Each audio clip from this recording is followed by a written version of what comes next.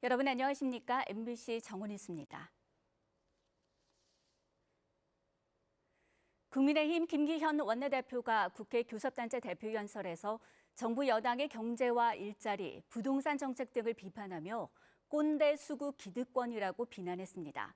국민의힘은 가치와 세대, 지역과 계층을 확장하는 덧셈의 정치를 펼치겠다고 밝혔습니다. 신수아 기자가 보도합니다. 국회 교섭단체 대표연설에 나선 국민의힘 김기현 원내대표는 연설의 상당 부분을 정부 여당에 대한 비판에 할애했습니다. 청와대와 여당을 꼰대수구 기득권 세력이라 규정하면서 운동권 이력의 완장을 차고 불공정과 반칙을 일삼는 586 운동권이 국가를 사유화하고 있다고 맹비난했습니다. 꼰숙에게 우리 미래를 맡길 수는 없습니다. 꼰숙에게 어떻게 민생과 공정을 맡길 수가 있겠습니까? 경제정책에 대해선 문재인 정부의 소득주도 성장이 경제를 망친 시작이었다고 주장했습니다. 문재인 정부의 연간 일자리 증가수가 박근혜 정부의 22% 수준이라고도 주장했습니다. 또 25번의 부동산 규제가 주택 지옥을 만들었다며 시장의 수요와 공급 원리를 외면했기 때문이라고 목소리를 높였습니다. 임대차 3법 군사 작전하듯이 그냥 처리했습니다. 무능력한 정치인 장관, 잘못된 이념에 치우쳐서 전문가들 의견 무시해버렸습니다. 그리고 옹거지 뿌렸습니다. 또 최근 가상화폐 열풍과 정부의 규제 움직임에 대해선 정부의 실정이 2030 세대를 고위험 투자로 내몰았다며 과세부터 하겠다니 너무 모렴치하지 않냐고 비판했습니다. 김 대표는 최근 재보선 승리와 전당대회에 대한 높은 관심을 거론하며 국민의힘은 가치와 세대, 지역과 계층을 아우르는 덧셈의 정치를 하겠다는 포부를 밝히기도 했습니다. MBC 뉴스 신수아입니다. 미국 연방준비제도가 제로금리 수준인 현재의 금리를 동결하기로 했습니다. 다만 금리 인상 시기는 당초 예상보다 이른 2023년으로 앞당겨질 것으로 전망했는데요. 정부는 우리 금융시장에 일부 영향을 받을 가능성이 있다면서도 대응 여력이 충분한 만큼 선제적으로 대응하겠다고 밝혔습니다. 김세로 기자가 보도합니다. 미국 중앙은행인 연방준비제도는 이틀간의 연방공개시장위원회 정례회의를 마친 뒤 기준금리를 현재 0%에서 0.25% 수준으로 동결한다고 밝혔습니다. 다만 연준은 코로나19 백신 접종으로 확산세가 줄어 경제활동과 고용의 지표가 강화됐다고 설명했습니다. 아울러 금리 인상도 2023년 2차례 정도로 당초 2024년 인상보다 앞당겨졌습니다. 시장에 관심이 집중됐던 자산 매입 축소, 이른바 테이퍼링과 관련한 구체적인 언급은 없었지만 제롬 파월 연준 의장은 이번 회의에서 테이퍼링 논의가 있었음은 시사했습니다. 정부는 미 연준의 회의 결과를 면밀히 분석하면서 선제적으로 대응해 나가기로 했습니다. 우리 금융시장도 일부 영향을 받을 수 있다면서도 외환 보유액이 사상 최대 규모이고 팬데믹 대응 과정에서 환매 조건부 방식 외화 유동성 공급망을 구축했다며 안전망을 구축했다고 설명했습니다. 한국은행도 국내외 금융시장의 변동성이 커질 가능성이 있는 만큼 시장 불안 요인에 대한 모니터링을 강화하고 필요하면 시장 안정화 조치를 실시할 계획이라고 강조했습니다. MBC 뉴스 김세로입니다. 앞으로 가상화폐 거래소나 특수관계인이 직접 발행한 코인은 매매 교환을 할 수 없게 됩니다. 금융위원회는 이런 내용의 특정 금융정보법 시행령 개정안을 다음 달 26일까지 입법 예고한다고 밝혔습니다.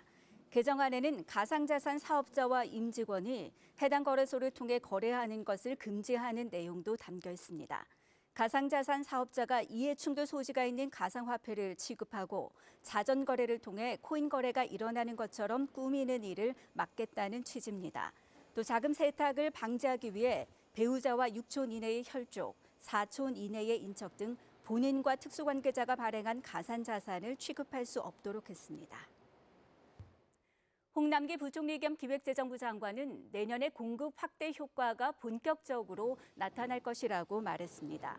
홍 부총리는 오늘 정부 서울청사에서 부동산 시장 점검 관계장관 회의를 열고 일각에서 올해 1월에서 4월 누적 입주 물량 11만 5천 호가 평년 동기보다 다소 부족하다는 점을 지적하고 있다며 5월 이후 준공 확대로 연말까지 평년 수준의 입주 물량 확보가 가능하다고 강조했습니다. 정부는 올해 연말까지 서울 8만 3천 호를 비롯해 전국 46만 호의 입주 물량을 확보할 수 있을 것으로 예상했습니다. 최근 10년 평균 입주 물량은 서울 7만 3천 호, 전국 46만 9천 호였습니다. 또 정부는 내년에 서울 8만 1천 호, 전국 48만 9천 호의 입주 물량을 확보하겠다는 계획입니다. 정부는 용산 캠프킴과 태릉CC 등 서울 곳곳에 지정한 신규 택지 사업도 차질 없이 진행하겠다고 밝혔습니다.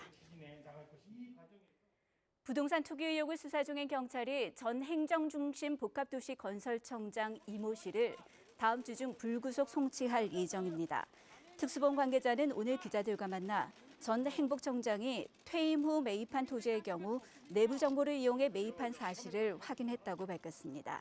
다만 이 씨가 재임 중에 매입한 토지는 행복청 관할이 아니어서 내부 정보를 이용했다는 점이 확인되지 않았고 개발 수혜를 입은 지역도 아니어서 투기 혐의가 없다고 판단했습니다.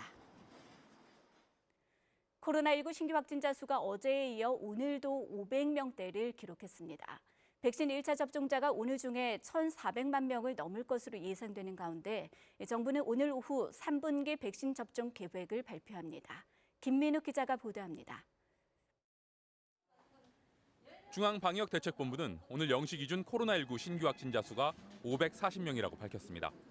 누적 확진자 수는 14만 9,731명입니다. 감염 경로별로는 국내 발생이 523명, 해외 유입이 17명입니다.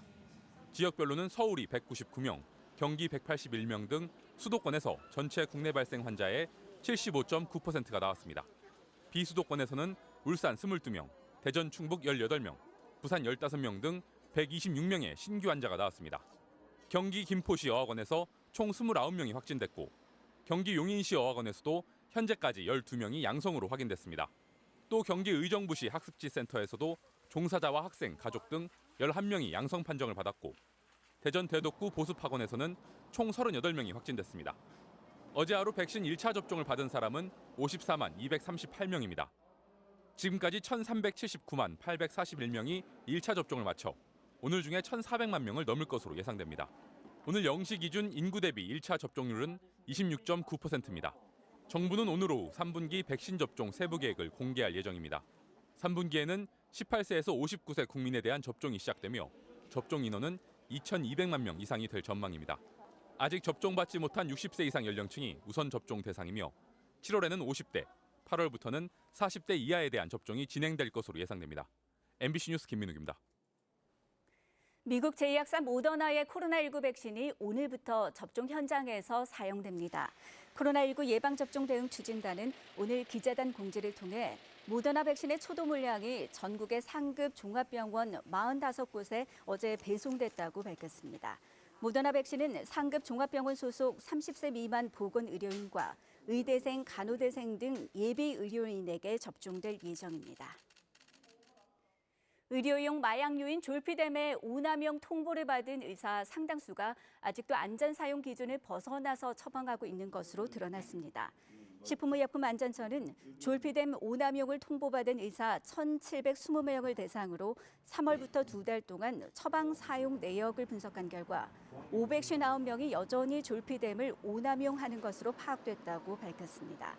식약처는 2단계 서명 경고 조치를 한 후에도 처방 행태가 나아지지 않는 의사들을 대상으로 현장을 감시해 마약류 취급 업무 정지 등으로 제재할 계획입니다. 조 바이든 미국 대통령과 블라디미르 푸틴 러시아 대통령이 처음으로 정상회담을 했습니다. 두 정상은 회담 의제에서 뚜렷한 견해차를 보였지만 서로 할 말을 했고 건설적이었다며 긍정적으로 평가했습니다. 워싱턴에서 박성우 특파원이 보도합니다. 스위스 제네바에서 만난 미국과 러시아 정상은 악수를 교환하며 밝게 웃었습니다. 정상회담은 3시간 반가량 진행됐습니다. 통상 회담을 마치고 하는 공동 기자회견을 잡지 않았기 때문에 두 정상은 각자 따로따로 회견을 했습니다. 바이든 대통령은 이번 회담이 긍정적이었으며 미국과 동맹의 핵심 이익을 훼손하는 행위에 대응하겠다는 경고를 직접 전달했다고 밝혔습니다. It was important to meet in person, so there can be no mistake about or misrepresentations about what I wanted to communicate. I did what I came to do. 또 미국의 사이버 능력이 상당하다는 것을 알려줬다며 러시아가 또다시 미국의 대선에 개입하거나 해킹을 할 경우 대가를 치르게 된다는 걸 푸틴도 알고 있다고 했습니다. 그는 수감 중인 러시아 야권 운동가 알렉세이 나발리가 사망할 경우에 대해서도 경고했다고 밝혔습니다. 푸틴 대통령은 여러 문제에서 의견이 엇갈렸지만 상당히 건설적인 회담이었다고 평가했습니다. Первая общая оценка. Я считаю, что не было никакой враждебности, наоборот, наша встреча происходила. 또 미러 갈등 속에 각자 자기 나라로 귀국한 두 나라 대사들을 조만간 임지로 돌려보내기로 바이든 대통령과 합의했다고 했습니다. 그는 2026년에 종료되는 미국과 러시아 간 핵 통제 조약을 대체하기 위한 핵 협상을 시작하기로 합의했다고 했습니다. 두 정상은 여러 이견에도 불구하고 대립하고 충돌하진 않았습니다. 미국과 러시아 모두 새로운 냉전 체제를 원하지 않는다는 걸 보여준 셈입니다. 워싱턴에서 MBC 뉴스 박성호입니다. 서울경찰청은 마포구 원룸에서 나체로 숨진 A씨 친구들의 상해죄 수사를 혐의 없음으로 종결한 수사팀을 감찰 조사하라고 지시했습니다. 피해자가 숨지기 전 가족들이 지난해부터 2차례 실종 신고했고 폭행 고소까지 했지만 수사는 제대로 하지 않은 것으로 드러났습니다.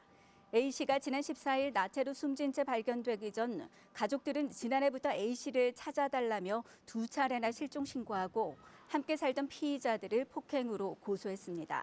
사건을 넘겨받은 영등포 경찰서는 실종 신고를 모두 자진 가출로 결론 내렸고 폭행 사건도 혐의 없음으로 마무리했습니다. A씨와 함께 살고 있던 김모 씨와 안모 씨는 이틀 전 살인 혐의로 구속됐습니다. 박범계 법무부 장관은 검찰의 직접 수사 기능을 제한한 검찰 직제 개편안과 중간급 간부 인사와 관련해 거의 가닥이 잡혀간다며 조만간 김호수 검찰총장을 만나겠다고 밝혔습니다. 박 장관은 오늘 출근길에 기자들과 만나 아직 김호수 총장을 만나지는 않았지만 이번 주 중에 만나려고 한다며 몇 가지 쟁점이 있고 인사에 대한 의견을 들어야 한다고 말했습니다. 박 장관은 또 검찰 중간급 간부 인사를 앞두고 발표될 직제 개편안에 대해서는 진행 정도에 따라 다음 주 화요일 국무회의에 올라갈 수 있다며 실무선에서는 충분한 교감을 하고 있다고 덧붙였습니다. 스페인을 국빈 방문 중인 문재인 대통령은 페드로 산체스 총리와 정상회담을 갖고 양국 관계를 전략적 동반자 관계로 한 단계 격상하기로 했습니다. 두 정상은 양국의 교역 투자를 코로나19 이전 수준으로 회복하자는 데 의견을 같이 하고 특히 건설 인프라 분야에서는 중남미 등 제3국 공동 진출 확대를 추진하기로 했습니다. 두 정상은 상호 관광 재개에 대한 의지도 확인했으며 황희 문화체육관광부 장관은 이와 관련해 백신 접종자에 한해 단체 여행을 허용하는 트래블 버블 협정 체결을 스페인과 검토하고 있다고 설명했습니다. 일본 정부가 도쿄올림픽, 패럴림픽 관중 상한선을 10,000명으로 정하는 방향으로 검토하고 있다고 교도통신이 보도했습니다. 일본 정부와 도쿄도, 도쿄올림픽 패럴림픽 조직위원회, 국제올림픽위원회, 국제패럴림픽위원회는 오는 21일 오자회담을 열고 관중 상한을 공식 결정합니다. 앞서 일본 정부의 코로나19 대책을 자문하는 분과회는 긴급 사태가 해제된 지역에서는 대규모 행사 인원을 최대 10,000명까지로 정한다는 정부 방침을 어제 승인했습니다. 이어서 이 시각 증권 시황과 날씨입니다. 삼성증권입니다. 미국 연준의 조기 금리 인상 가능성에 하락 출발한 국내 증시가 낙폭을 줄여가면서 혼조세를 보이고 있습니다. 코스피가 3,260선까지 회복해낸 가운데 6거래일 만에 조정장을 나타내고 있고 코스닥은 외국인이 물량을 담아내면서 천선 안착에 나서고 있습니다. 이 시각 현재 코스피는 어제보다 15.18포인트 내린 3,263.5포인트로 코스닥은 5.08포인트 오른 1,003.57포인트로 움직이고 있습니다. 투자 주체별 매매 동향을 보면 유가증권 시장에서는 개인 홀로 매수에 나서고 있습니다. 지난밤 뉴욕 증시는 FOMC 정례회의 결과 연준이 예상보다 일찍 금리를 인상할 가능성이 커지면서 일제히 하락세로 장을 마감했습니다. 시가총액 상위 종목 살펴보면 하락하는 종목들이 우세한 가운데 쌍방울이 이스타항공 인수 무산 소식에 전거래일 급락에 이어 오늘도 4% 넘게 내리고 있습니다. 반면 카카오는 다시 시가총액 3위로 우뚝 올라서면서 3% 넘게 상승하고 있습니다. 업종별로는 코스피 시장에서 의료정밀 업종이 가장 크게 상승하고 있고 기계업종은 큰 폭으로 조정받고 있습니다. 이 시각 현재 중국 증시는 오르고 있고 일본 증시는 내리고 있습니다. 지금까지 삼성증권이었습니다. 어제 점심시간에는 맑고 쾌청한 하늘이 함께했는데요. 오늘은 하늘빛이 잔뜩 흐립니다. 그래도 구름이 볕을 가려주면서 기온은 크게 오르지 못하겠는데요. 서울의 한낮 기온이 25도로 어제보다 4도가량 낮겠습니다. 오늘도 동해안 지역은 20도 안팎에 머물겠습니다. 내일 새벽부터 오후 사이에는 전국 대부분 지역에 비가 조금 지나겠습니다. 비양은 5mm 안팎으로 많지는 않겠습니다. 오늘 전국 대체로 흐린 가운데 제주도와 호남 내륙 지방에는 오후까지 비가 조금 지나겠고요. 충청권과 수도권에는 오늘 밤에 빗방울이 떨어지는 곳이 있겠습니다. 오늘 한낮 기온을 살펴보면 서울이 25도, 광주가 26도, 대구가 23도까지 오르면서 어제보다 2도에서 6도가량 낮겠고요. 강릉은 22도에 머물겠습니다. 주말에는 대체로 맑은 날씨가 이어지겠고 다시 더워지겠습니다. 날씨였습니다. MBC 정오 뉴스를 마칩니다. 고맙습니다.